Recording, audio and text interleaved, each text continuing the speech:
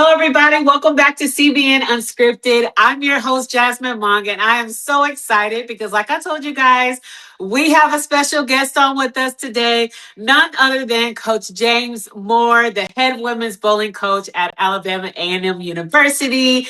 Thank you, Coach, so much for coming on. It's going to be a really good conversation today. So I'm just going to talk a little bit about some highlights I have of you. You've got a long track record. So a lot of what I'm going to say is not even comparable to the things you've probably actually done, but I'm going to keep it short and sweet. Okay. And then we'll just kind of hop into it. Sounds good. All right. Sounds good. So Coach Moore, my goodness, member of Huntsville USBC since 2004.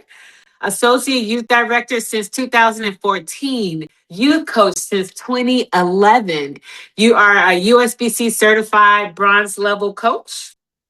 Exactly. Yes, I am. Trained with some of the best. Tommy Jones, Rhino Page, Pete Weber, Jason Belmonte. You also trained at the International Training and Research Center, as we call the ITRC, with none other than PWBA Hall of Famer, one of my faves, Coach Kim Kearney. Yeah. You are an Alabama A&M graduate. So how cool is that, right? That you are able to coach there. It's cool. You've got your Bachelor of Science plus your Master's in Urban and Regional Planning. Mm-hmm. Here's one that's off the grid. You are a former radio personality. Yeah. I love that. The first time I met you, by the way, oh my gosh, like I could hear it. So I love that. And my goodness, like all your personal bowling accomplishments, I just have a few here. 7 perfect 300 games, 9 games of 299. I know the list goes on. So, like I said, I had to kind of shorten it down, but I know you have a long resume of doing so many amazing things. So, again, just thank you for being here. And, I really just kind of want to start with kind of your journey into how did you even just get introduced into bowling? How did you start? Kind of what happened? And then how did you transition from that into actually coaching? Okay. So first of all, thank you for having me. I appreciate it. This is an honor just being on your program and being the first one. So I really very grateful for that. So I started bowling because I got cut from the baseball team. I was the last person cut, and I was really devastated. And I was looking for something to do. And bowling at that time in the 70s was like 35 cents per game, or $3-4. Go figure. But it was an 8-lane house with the balls returning on top of the lane. So it was something I learned, and just kind of they had a Saturday morning league, and I joined that, and one thing led to another. I started liking it, and I graduated from high school and started trying my hand at the men's league. I was doing pretty good at it, and then I decided to go to college and come to A&M. And then I quit for 25 years. Wow. I quit between 1980 and 2004 when I moved. Wow. I came to college here in 1980 at Alabama A&M. And for 25 years, I stopped bowling. Wow. So when I was bowling, there were rubber balls and leather shoes. Okay, that's all I knew, and wood lanes.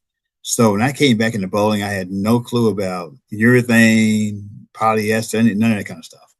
So and the only reason I actually started bowling because Huntsville had the USB Nationals here in 1995 or 96, and I was here. I never came to the event center to see it.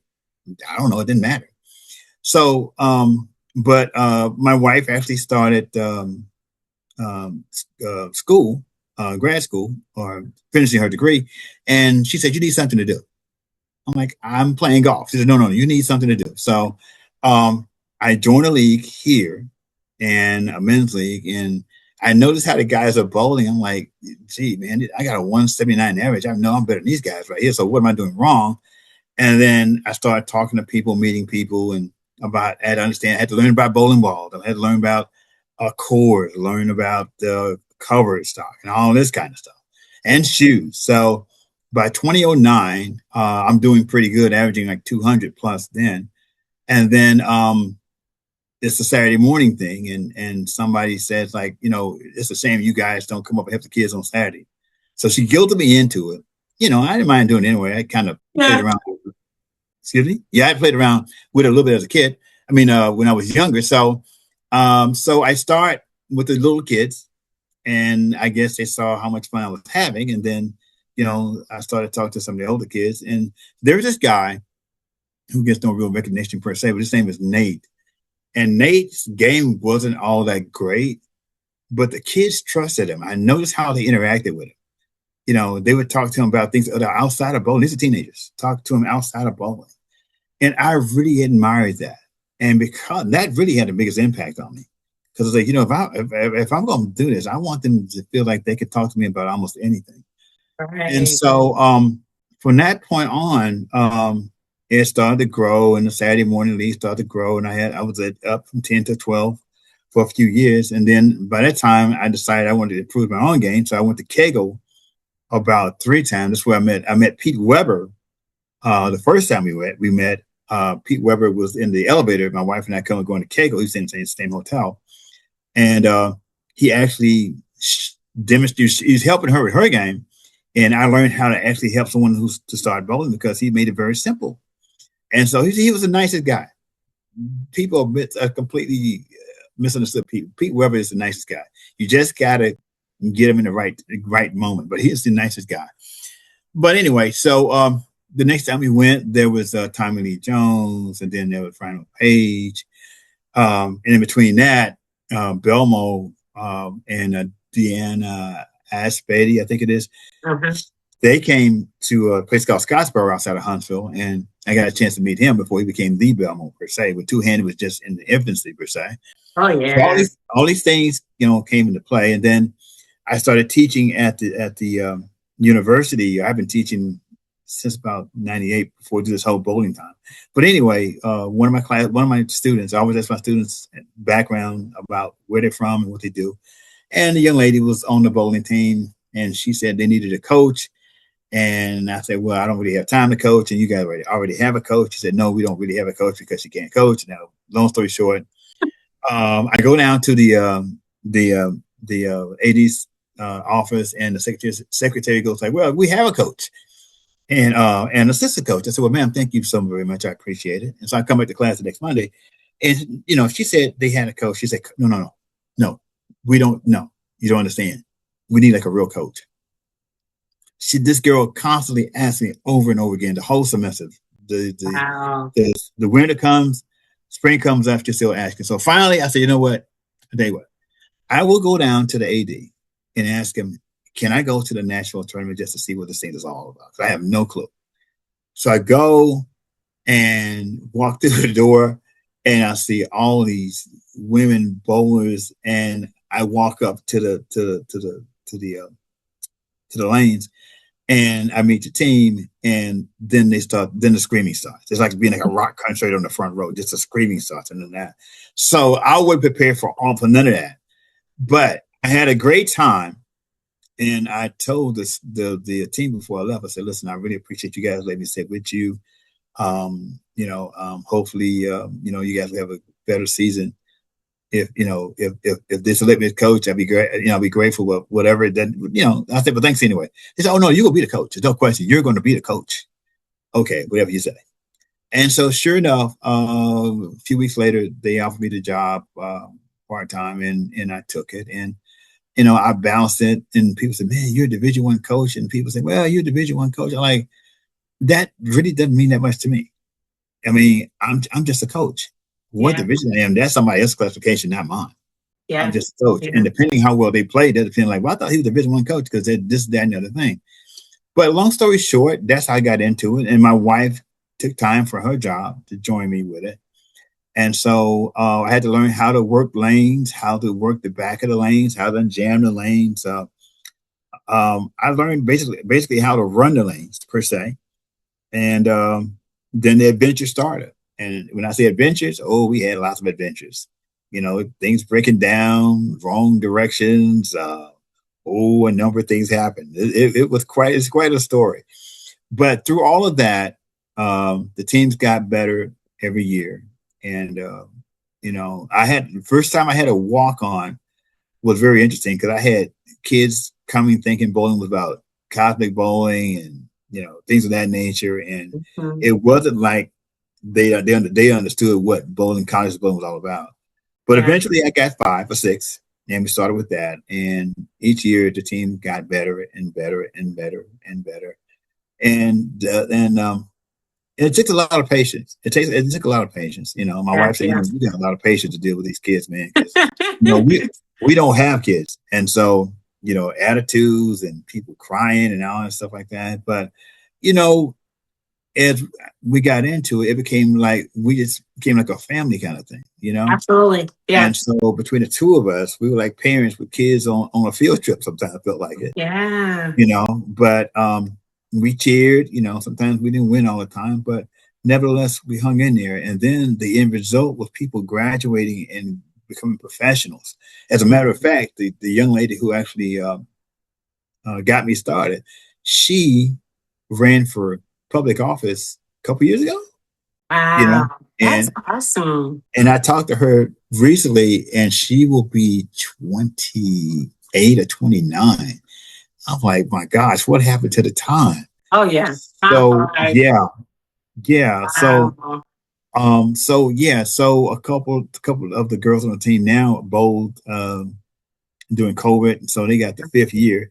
But they're also now she's one of my assistant coaches. My wife is the assistant coach. She's like the den mother per se, because she carries everything. They call her Mama More. Like, do you have this? Do you have a pen? Do you have that? She reaches into her pocketbook and pulls it out. Do you have that? She pulls that out. She comes prepared for everything. Yeah. So Yeah. between her utility use, and she has a bronze level coach also, and my coaching on the lanes, we've had quite a ride. I always joke about the kids. The great thing about it is we have kids for like 9 months out of a year, from September through April, May. And then when it's time, well, coach, we'll say, okay, you guys have a great summer. Bye. Yeah. My life has come back to normal for at least this. But Yeah. things still go on, But For sure. yeah, things still go Yeah. on. But yeah, so that's how I got into it. And this year we won the SWAC. So it finally came to a head. Yeah, let's talk about that.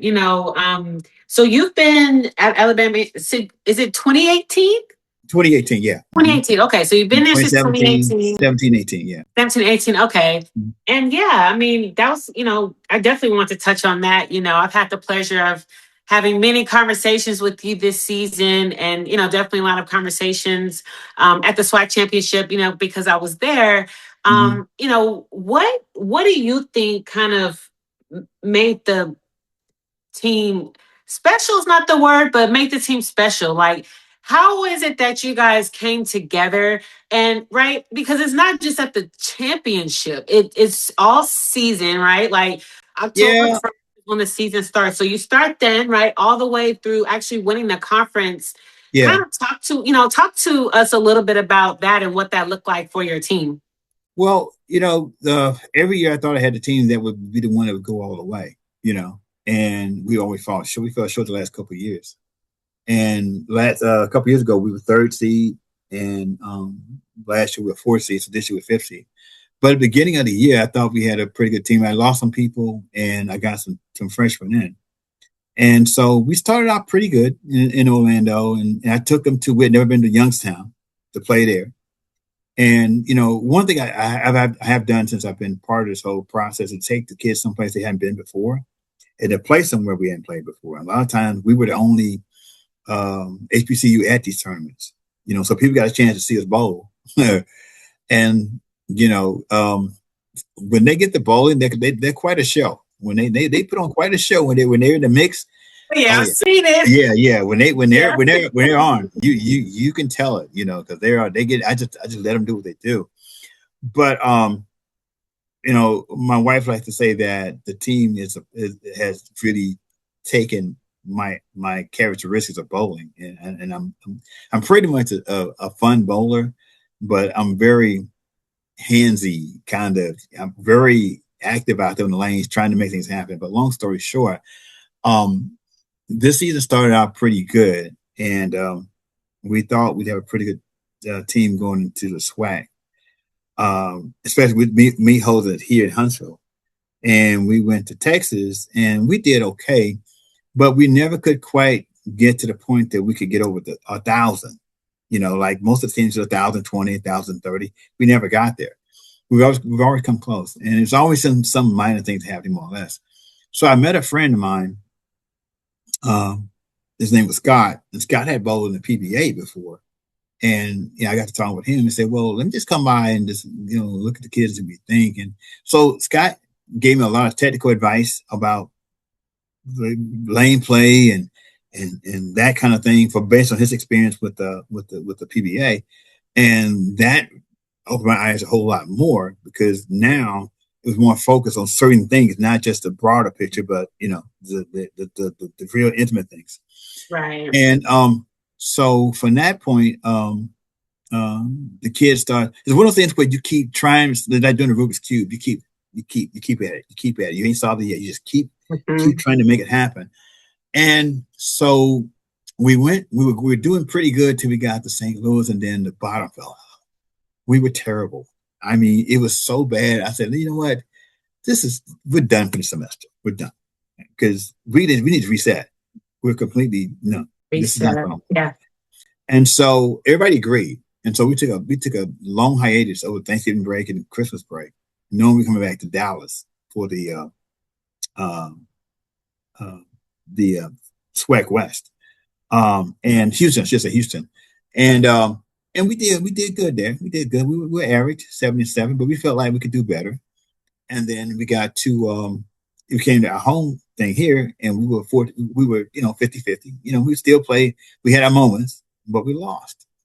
So we lost. We didn't play as well as I thought we were going to play, but we just still hanging in there. So when we finally made it to the championship, like, okay.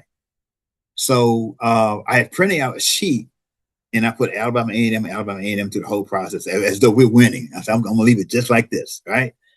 And so I'm not going to change it. This is how this is going to end. Now, I forgot about the sheet completely, right? Because we get there on Friday, and we lost the first match to Jackson State. Okay, well, we felt like that was going to happen because they played great all season long. But then we had to go to the losers bracket, and then we survived the mega match with TSU, Florida FAMU, Southern. So all of a sudden now it's Saturday evening, and we're still here. We hadn't gone. By this time, we would have been gone. Let's leave. We're leaving tomorrow evening because we're done. Yep. And now it's Saturday evening, and we're still here. And so we know we have to beat Jackson State to play Alabama State. So I remember talking to if there's a picture where four of them are sitting at each lane, just kind of staring at the lane as if they're trying to become one with the lane. They're just sitting there quietly, not talking to each other. They're both just looking forward, just kind of looking down the lane. So I took a picture of that, and then I'll walk up there after they get up, and Rose catches my attention, and I say, Rose, there's something called captured moments. A friend of mine had a photography studio, and I said, when these moments happen, you have to capture them and experience them and understand what they are, because they'll be here today and gone tomorrow, not knowing what's about to happen. And so we start with Jackson State, and we know we have to win the first match because that guarantees us the third match. We don't want to go 2 down and go into Vegas with them, because we've seen what happened before. Yep. But in the midst of that, in the last Anaya was second, I believe, and she left the 2-pin, and she was nervous. She said, Coach, put Simone in, because I'm going to miss this. So, and Simone made it. So we get to the 10th frame, and it's close. And out of nowhere, Simone throws a turkey. She throws the first one high, it carries, but the other two are flush. And from that point, it's like, oh my God, man, what is happening here? And all of a sudden, the energy just started. And I am one who believes that, man, if you get the mojo going and you get it going, that momentum, you, man, grab on to something. We about to go for a ride. Oh yeah. And so from that point, we won that game. And so that's okay. That's the first one. We just got to get through these other two. We got two of them. So Jackson State got their act together. They come out striking like crazy. They wipe us out 1,000 and something to whatever. We shot, I know, 890. That's fine. The good news is we got one more crack at this. Oh yeah. So we started and we lost the first game. On that game, we might have won, but MJ threw a gutter on a turkey. And that she was devastated. I said, listen, okay, you're going back in there. I'm not taking you out. You're trying to win. You just do a bad shot. You got to get over this, get past it. And she got herself together. She threw 9. We lost that game. And then we lost the second game, and the storm, I get to see the storm clouds crowding in the distance starting to move this way. And so by now, the third game starts and we lose the third game. And now I say, come on, we can do this. So I get down on one knee in the huddle and I asked him, are you guys ready to go home? Are you ready to go home? I asked them 3 times and they got louder and louder each time. Okay, then let's do this. And they all of a sudden then we were just all on one page. We were all in the same room and we all had the same goal in mind. And the game was tough, but all of a sudden things started happening. And when their player left the left-handed player left 7-9 and Rose closed, we won that first game. It's okay, we got one. Let's go. Let's get started. And it just started. And every ounce of energy I had in that game, and I don't recall anything but looking ahead and the kids behind me. I didn't look at nobody else but that. We won the second game. And then the kids start to feel like, maybe, we can do this. And each time we take a deep breath in the huddle. Deep breath. Exhale. Deep breath. Exhale. Exhale. And we started again. And next thing we know, we're 3-3. One frame at a time. One frame at a time. And now we are here. Yeah. This is where we want them. We're back to even. We can do this. And even when I think about it now, I'm starting to cry. We actually got to the 10th frame and Rose close to 10th frame, and that player, just the pressure got him, and we won. And we couldn't believe how many times we had been on the edge. And I tell you, the edge, Jasmine, we were on the edge. Even with TSU, I got called for a foul because I forgot that I'd taken Lexi out of the game. In the second game, the second match. In the last game, we were 80 pins down, and I forgot I'd taken Lexi out, and she went to practice. You can't do that. You can't practice in the midst of a match. I forgot about that. Well, they raised a red flag, and they said that, well, that's the violation, and so we got 0 for those frames. We were down by 80 pins anyway. We were going to lose anyway. So I moved beyond that point, and they was like upset. Listen. Okay, listen. Okay. The bad news is that happened. The good news is we got another chance to make this right. Got another chance. And that's all it takes. We just need a chance. You just need a chance. Need a chance. And we won that one. 4 games to 1, I think. 4 games to 2. It didn't go 7. It didn't go 7 games. So it's like everything was falling in place. Now get back to the JSU match. So now it's game 7. And now we are coming down to the last 2 or 3 frames. And it came down to Rose striking. And she did. And we won. And Jackson State, I guess, was devastated. But we were all crying. When I say crying, we could not believe it. And it was just, and now I have to go to the hotel, as I jokingly say, and go get my super suit because, I brought the jacket if I made the finals. All of a sudden now I got to run to the hotel, do a Clark Kent, and take off these easy shoes and put on these hard taffy shoes and run through the parking lot to get back with 25 minutes before showtime. Yeah. And so I walked back through the door, and with the blazer on and the whole nine yards, like, oh man, coach, please, please, please, not about me, not about me, not about me. I'm just trying to dress the part. Okay. Yes. So Yes. now this is becoming like a movie, you know. And so we start, and State comes out firing like oh boy, this is going to be a challenge. But then I noticed where they were playing, and they were playing all with the same type balls, and they were burning up the lanes right around, where they were playing in the break point. We were to the right of that. So the balls that were working in the first games, first half, game and a half, started to check up. Mm-hmm. And they really didn't have a comeback for that. We stayed to the right of that with different balls and was able to get through it. And before we knew it, it was game 5. We had won 3 in a row with them. We won this last game. And finally, halfway through it, I said, listen, let's end this and go home, man. Let's take this trophy and get out of here. Okay? Let's do it. Yeah. Let's get this done. And so we just did it, and then rose through the last strike. And I'm telling you, Jasmine, it was just like it's like a movie.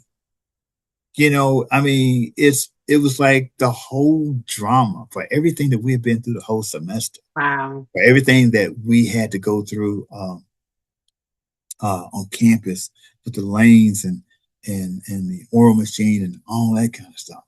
We went through all that. It came down to her throwing a strike for her dad, who had passed away before she came here. She threw a strike for everybody. I mean, it was just like a movie ending that you couldn't have written a better script that came out. And we were all just boohooing like crazy. And there is one special, I'm starting to cry now. There's one special, Talia. Talia bowled at Jackson State last year. Talia has a dog, Leah, Princess Leah, has the dog, and for her anxiety person. And she said she wanted revenge. She wanted to get her back for letting her go. And so when we played in Huntsville and Jackson State beat us, she was laying in the floor. She was crying. We were getting ready to go. And she was in the floor crying. I said, wait, what's wrong? She's like, I wanted to beat Jackson State. And I said, listen, this one don't really matter that much. You will see him again. I said, you'll get your chance again. And just as sure as in the script, I put her in, and she struck. No, if we beat Jackson State, she struck that last game. And when we won, she told me in the group huddle, she said, Coach, thanks for believing in me. Matters. That's everything. I mean, like I say, even that bringing tears to my eyes. So then we win the championship, and she's like, Coach, we did it. I'm done. Y'all did it. Y'all did it. I'm done. Her dad comes to her dad's crying. Wow. I mean, yeah. So y'all did that. Yeah. Y'all did. And guys, like, I was there. So everything that Coach Moore is talking about, I saw it in live time. Everything he's saying is 1,000% to the T correct and true, because I saw it. I saw the fight. I saw the grit. I saw the breathing. I saw just the grind, just everything. I saw it. So it was. If I haven't said it enough, well deserved. Like, seriously, you guys started out rocky earlier in the season, and it's not about how you start; it's about how you finish. That's how you finish, and that is a true display of that. So, thank you so much for sharing that. Yeah. We are going to continue this conversation in part 2. And in the next segment, make sure you guys tune in, because we're going to talk about why bowling is unique and different. And we're also going to talk a little bit more and dig into HBCUs at the college bowling level, what that means, and some other things. So make sure that you guys tune in. Be sure that you like, share, and subscribe. And we'll see you guys in part 2.